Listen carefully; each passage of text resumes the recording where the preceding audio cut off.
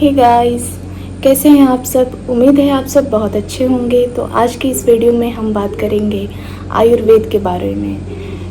आज हम जानेंगे आयुर्वेद क्या है और आयुर्वेद के कितने अंग होते हैं। अगर आप बीएमएस करने वाले हैं तो आपको पता होगा कि बीएमएस में हम लोग मॉडर्न पार्ट भी पढ़ते हैं और आयुर्वेद भी पढ़ते हैं। तो इसलिए हम सबको ये जानना ज़रूरी है कि आयुर्वेद है क्या, आयुर्वेद किसे कहते हैं, आयुर्वेद के कितने अंग होते हैं। तो ये सब आज हम इस वीडियो में जानेंगे। तो सबसे पहले हम बात करेंगे आयुर्वेद क्या है।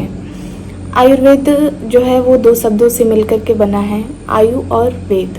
आयु का अर्थ होता है जीवन और वेद का अर्थ होता है ज्ञान, अर्थात जीवन के ज्ञान को आयुर्वेद कहते हैं।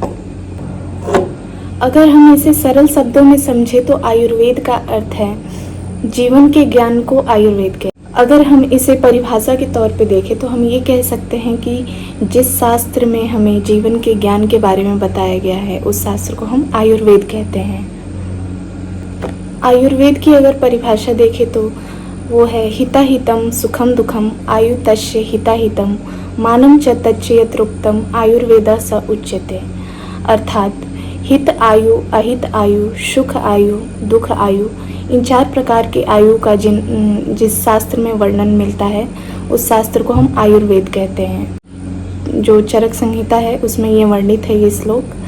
तो अगर आप बीएमएस कर रहे हैं तो आपको ये सब श्लोक याद करना पड़ेगा। अतः हम सिंपल तरीके से, साधारण तरीके से हम ये कह सकते हैं कि आयुर्वेद में हमें जीवन जीने के तरीके को बताया गया है। हमारी दिनचर्या कैसी होनी चाहिए, हम कैसे स्वस्थ रह सकते हैं, हम अपने स्वास्थ्य की रक्षा कैसे कर सकते हैं, ये सब हमें आयुर्वेद में बताया गया है। तो अगला हम देख लेते हैं आयुर्वेद का प्रयोजन क्या है। प्रयोजन से तात्पर्य ये है कि आयुर्वेद का मोटिव क्या है, आयुर्वेद आखिर चाहता क्या है। आयुर्वेद का प्रयोजन है स्वस्थस्य स्वास्थ्य रक्षणम आतुरस्य विकार प्रशमनम च।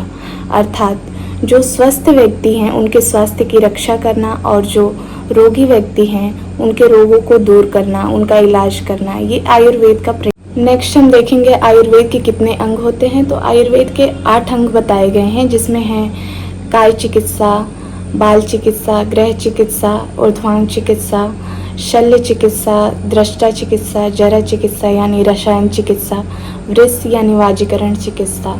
तो ये 8 प्रकार की चिकित्सा बताई गई है, ये 8 अंग बताए गए हैं आयुर्वेद के। तो इसके बारे में हम डिटेल में नेक्स्ट वीडियो में जानेंगे। अगर ये वीडियो आपको अच्छी लगे तो लाइक करें, शेयर करें, सब्सक्राइब करें। Thank you.